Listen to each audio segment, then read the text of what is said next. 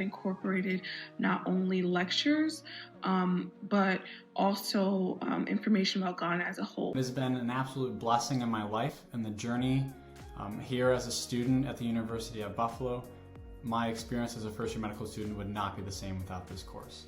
My personal favorite was meeting UV alum and then Intel CEO Bob Swen, who happened to give a very inspirational and personal message. My favorite parts of being in the Ghana class was being able to learn about Ghanaian food culture. As someone who did study abroad in my undergraduate years, I went to Hong Kong, and I have to say that I feel like this experience has been just as immersive.